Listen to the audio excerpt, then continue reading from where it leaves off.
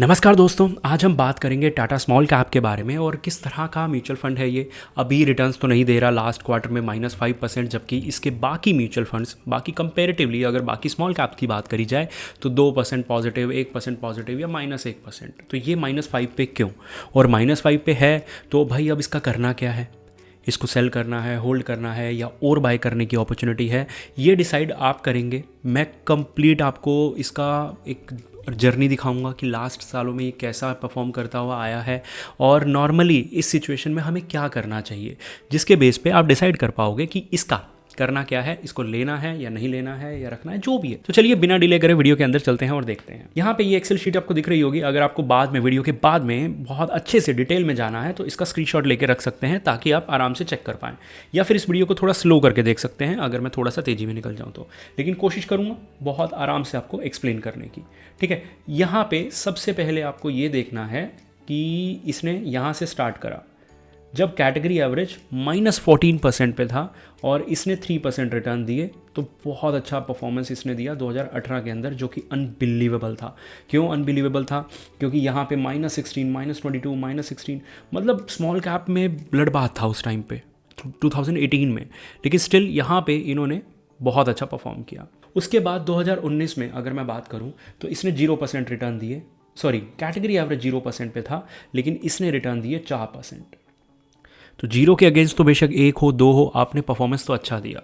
तो 2019 में भी इसने बहुत बेहतरीन परफॉर्मेंस दिया, ठीक है, ये चीज़ हम समझ गए। अब 2020 में क्या हुआ?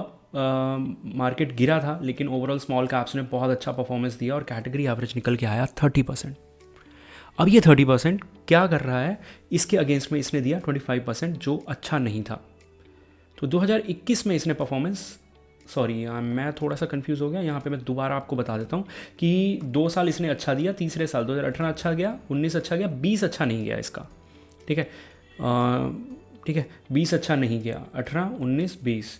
21 में फिर से इसने क्या किया?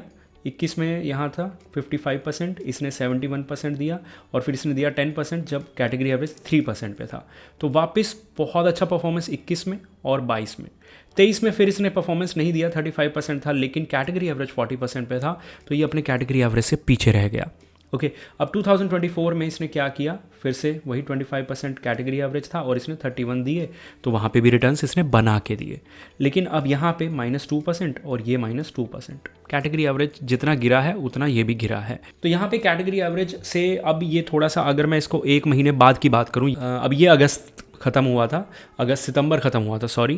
तो अक्टूबर नवंबर अभी हमारे पास डेटा नहीं है, जिस वजह से ये कैटेगरी एवरेज से भी और नीचे है।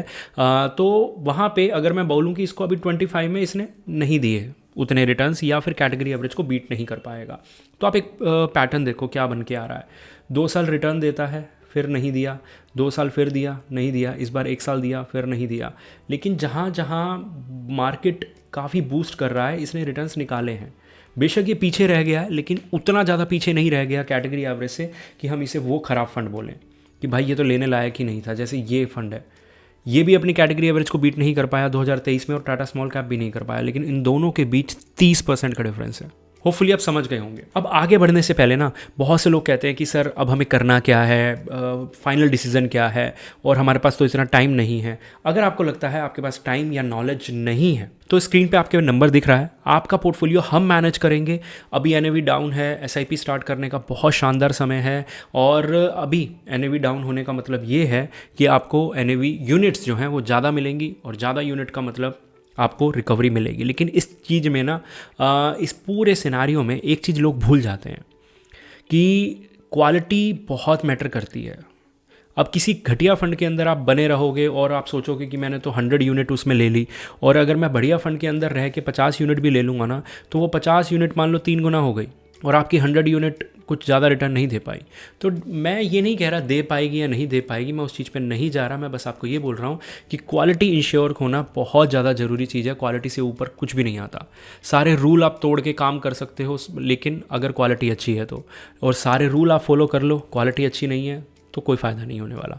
तो अगर आपको लगता है आपके पास टाइम या नॉलेज नहीं है क्वालिटी सिलेक्ट करने का, तो स्क्रीन पे नंबर है, आपको जस्ट व्हाट्सएप करना है अपना एसआईपी अमाउंट, हम आपसे डिस्कस करेंगे और आप एसआईपी हमारे थ्रू स्टार्ट कर सकते हैं। होपफुली आप समझ गए होंगे, ज़्यादा टाइम नहीं लूँगा और अब वीडियो के अंदर वापस चलते हैं। यहाँ पे हमने कंपेयर कर लिया कि इसने कब कब रिटर्न्स दिए, कब कब नहीं दिए। तो ये जो सारा का सारा है ना, ये मैंने आपके लिए मतलब थोड़ा सा और क्लियर स्क्रीनशॉट रखा है जहाँ पे आप कंपेयर कर सको। ये टाटा स्मॉल कैप है, क्लीन स्क्रीनशॉट लेके आप बाद में भी कंपेयर कर सकते हो इसको। बस ध्यान रखना ये 2018 है, ये 19 है, 20, 21, 22, 23, 24 और ये 25। ठीक है, 25 को कंपेयर करने का कोई फ़ायदा नहीं है अभी, और बाकी आप जितने भी साल हैं उनको कंपेयर करके देख सकते हैं। ठीक है, अब यहाँ पे टाटा स्मॉल कैप ने ओवरऑल कहाँ पे मामला ख़राब हुआ। मैंने आपको बोला ना हमारे पास सितंबर मतलब अक्टूबर नवंबर का डेटा नहीं है। ठीक है, सितंबर तक ये बहुत अच्छा चल रहा था। यहाँ देखो कैटेगरी एवरेज से बहुत चिपक चिपक के चल रहा है। यहाँ कैटेगरी एवरेज को इस पूरे होराइज़न के अंदर इसने बीट भी किया है। जुलाई वाले टाइम के अंदर, जुलाई उससे पहले वाले टाइम के अंदर, मतलब जून के अंदर और जुलाई के अंदर इसने बीट किया है अपने कैटेगरी एवरेज को। और यहाँ भी अपने कैटेगरी एवरेज से कुछ ज़्यादा नीचे नहीं गिरा, यहाँ पे भी अपने कैटेगरी एवरेज को टच करके चल रहा था। लेकिन यहाँ पे 4 अक्टूबर के बाद इसने जो गैप दिखाना शुरू किया, वो गैप इतना बड़ा हो गया और ये गैप बहुत बड़ा है। लेकिन आज डेट क्या है ऊपर अगर आप देख पा रहे हैं तो 21 नवंबर आज है, 4 अक्टूबर। अगर मैं एक रफ बात करूं तो 55 डेज़ हैं ये वाले। तो यहाँ पे भी अगर मैं देखूँ तो ये 6 अक्टूबर था जब इसने कैटेगरी एवरेज, सेम चीज़। अगर मैं 3 मंथ्स के पीरियड पे भी देखूँ तो उसमें भी मुझे यही सेम पैटर्न नज़र आ रहा है कि यहाँ तो सब कुछ था, लेकिन यहाँ डेट 2-3 दिन ऊपर नीचे हो गया। उधर मुझे 4 अक्टूबर दिखा रहा था, इधर मुझे 6 अक्टूबर दिखा रहा है। बस अब सवाल सिर्फ इतना है, पूरी वीडियो की समरी सिर्फ एक सवाल के ऊपर निर्भर करती है और आप खुद डिसीजन ले पाओगे। आपको मेरे बोलने की ज़रूरत ही नहीं पड़ेगी। 55 डेज़,